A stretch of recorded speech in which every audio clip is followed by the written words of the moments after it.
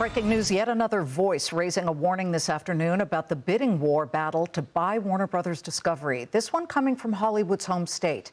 About 2.5 hours ago, California Attorney General Rob Bonta issued a statement demanding that both Netflix and Paramount Skydance's proposed mergers must receive a, quote, full and robust review because further consolidation in markets that are central to American economic life does not serve our economy, consumers, or competition.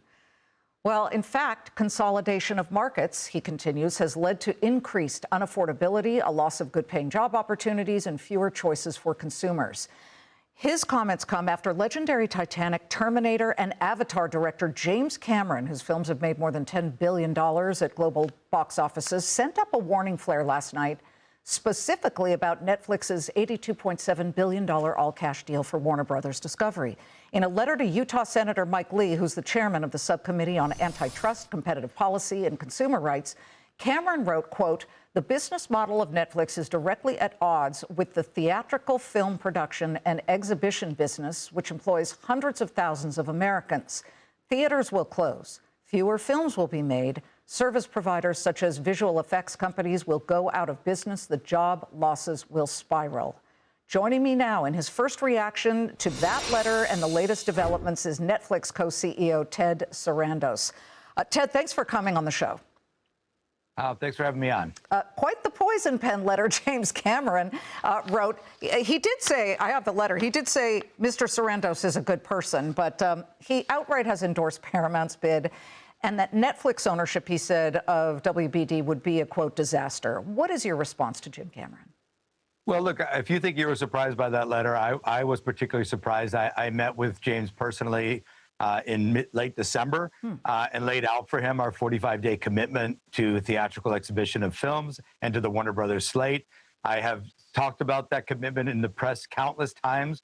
I swore under oath in front of the Senate subcommittee on antitrust that's what we will be doing. So I'm particularly surprised and disappointed that James chose to be part of the Paramount disinformation campaign that's been going on for months about this deal. Yeah, one thing in his letter, he flat out said that you guys were putting in, pledging a theatrical release window of just 17 days, which he called ridiculously short. I have heard you over and over say it's 45 days. Can you clarify here and now?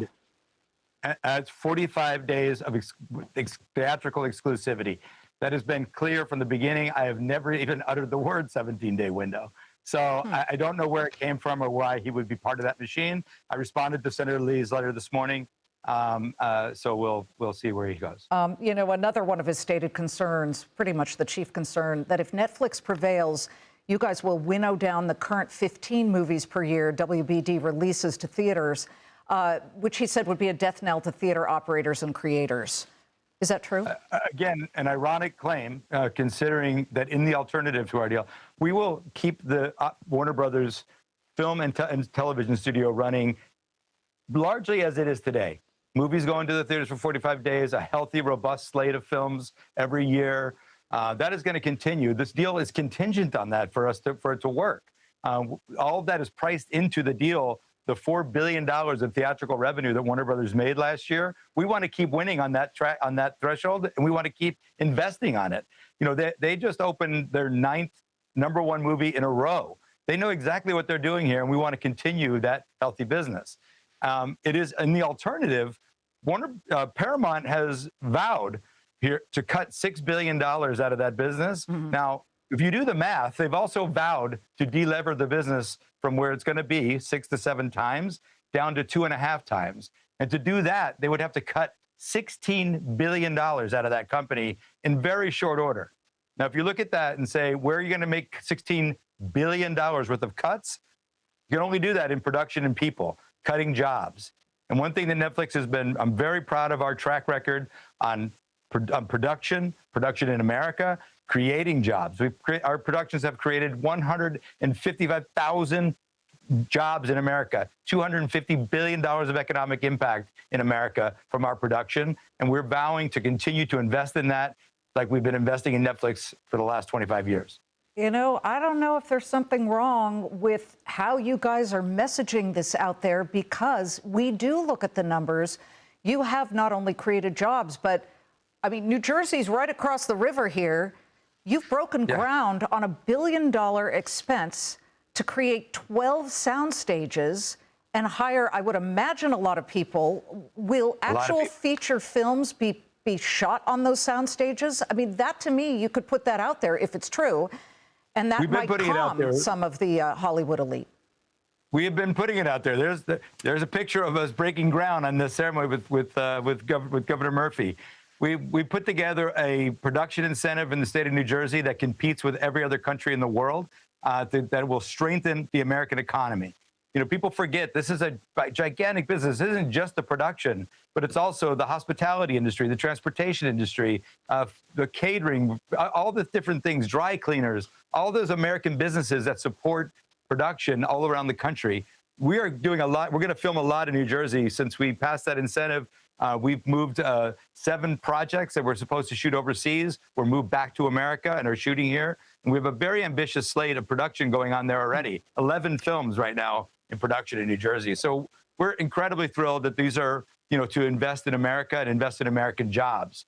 And again, in the alternative, the Paramount deal that's floating around out there and all the misinformation swirling around it is guaranteeing to cut jobs. They're guaranteeing to continue to make gigantic cuts to the entertainment industry. And in the alternative, we're growing, and they are promising to cut. Listen, all of Hollywood has been pressing the refresh button, and they will be all weekend long. They're waiting on Paramount Skydance's final offer. You allowed a 7-day window to be opened once again, even though you had a deal with Warner Brothers Discovery. We have a deal. You have the deal. Ted, you won.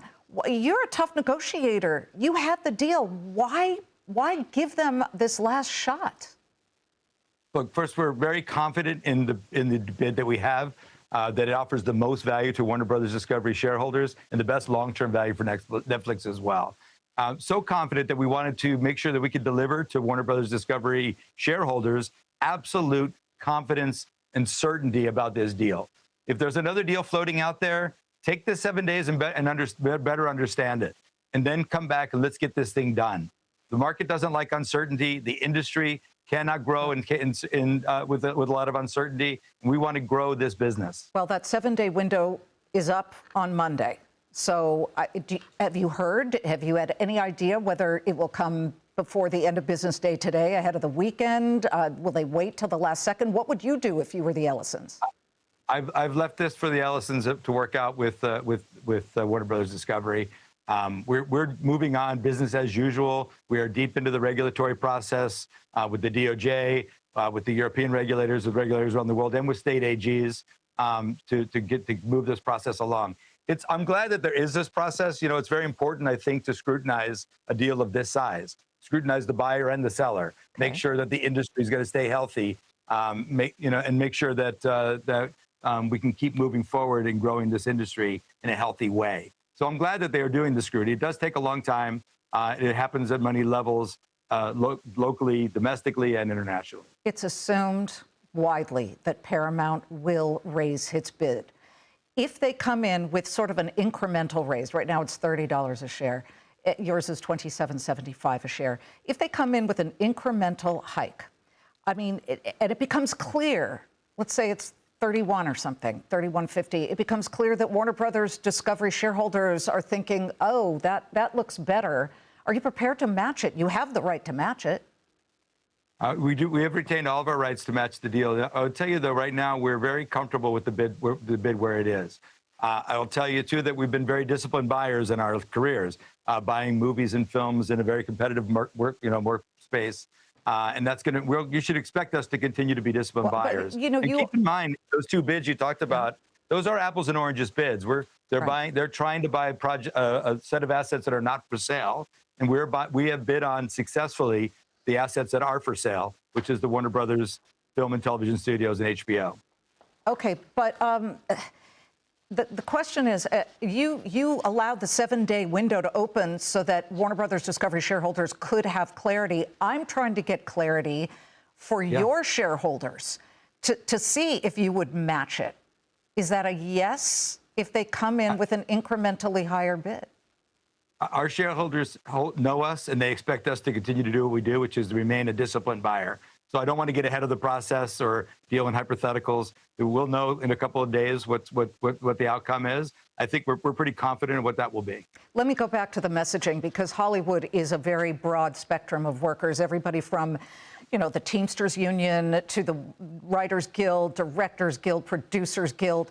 When Netflix started creating its original content, they were so excited. I'm talking 10, 15 years ago, because it was another option to whom they could sell scripts that maybe the legacy studios had jettisoned. And you guys were gutsy and creative. You still are, I would argue that. Today, they are openly hostile to this. I mean, put James Cameron aside. I did pick up the phone. I've been talking to writers. I've been talking to the union members. I got off the phone with Billy Ray. He, of course, is the famed screenwriter of Hunger Games. And, he also wrote Captain Phillips, Richard Jewell. This guy's really good. And he said, I would just like either of these two suitors to express their bid in terms of why a merger is better for the movie-going public. Owning a media company is public trust, not unlike owning a pro football team. You have a relationship with your customer fans, and you have to honor them. They are how you got here. How are you going to honor moviegoers? I know Billy, and I couldn't agree with him more. And I think what we have done over since we started creating original series and films is we have invested in more. We've gone after a strike, after a pandemic. There was this period of profit squeezing out of all the studios that were making a lot less. That's been bad for the business. And what we've been doing is we've been investing more. People have very diverse tastes. What gets them excited, what gets one person excited might bore someone else silly. So you have to have a lot of choices for people, and we've been investing in that aggressively. And I think that the writers in the Writers Guild and the actors in the Screen Actors Guild and the producers in the Producers Guild and Are you getting any of those unions on board? Any of those unions? Our deal. Sorry. Are getting any of those unions on board with you? Look, I think in general, the unions do not like media mergers. They have and by the way, media mergers do not have a great track record. I acknowledge that. But this is very different. This is a vertical merger. We're not one of the 5 major studios buying out one of the other ones. That's exactly what Paramount's trying to do, which with an unbelievable failed track record, and add to the complexity of the Paramount deal, the largest leverage buyout in history. Which comes with its own set of risks. Sure. What we're doing here is a vertical merger. We're buying a motion picture and television studio and theatrical distribution entity that we do not currently own, that we're going to invest in and grow. The only place this deal overlaps at all is the Netflix streaming service and HBO Max. And I would argue that those businesses are totally complementary. 85% of people who have an HBO subscription also subscribe to Netflix. It's that complementary. Yeah, I know that. So those people are going to get a nice discount here. So, and the core to this is having Warner Brothers, with its 100-year record of great storytelling, great IP and world building, finally be in the hands of a company with a real balance sheet. That's what we're doing for moviegoers. That's what we're doing with lovers of television and film, is we're giving them another century of great films and great stories. I'm being told I have to wrap, but Ted, I do want to ask you, because you had said a while back that the movie theater model is outdated. Not entirely wrong. In some cases, some of these movie theaters are decrepit. Any chance that you have had any discussions within the walls of Netflix to create Netflix-branded theaters that give a better experience? That might calm some fears of screenwriters, actors, and everybody else. There's a lot of theaters out there. There's a lot of theater chains out there. We work with them all the time, creating excitement in those theaters, like we did for the finale of Stranger Things or the K-pop Demon Hunter sing-along. And what they have to do is we have got to give them great movies. We have to give them a window of time that they can exploit them, and they have to create a great experience for consumers. And as long as we're in the position to do that, remember, they've been very short on inventory. They've not had new movies coming out. And we're going to be providing them a steady stream of high-quality movies for years to come. And that's what we think is the best thing to do for theaters. And remember, when I said it was outdated, I said outdated for some. Some people who couldn't get in a car and easily get to a theater, they get to watch movies at home. But for many people who live in a big city or get in the car and drive for a couple miles and go see a movie in the theater, it's a remarkably great experience. I love it myself. I do it often. Well, that's good to hear. Ted, thank you for joining us. We really appreciate it. I want you back when this thing is settled, so please come back. I will. Thanks for asking. You bet. And I just want to let our viewers know we put in multiple calls to Paramount Skydance. They have not returned our calls, but they are welcome to come on to give their side of this. Hey, Sean Hannity here. Hey, click here to subscribe to Fox News YouTube page and catch our hottest interviews and most compelling analysis. You will not get it anywhere else.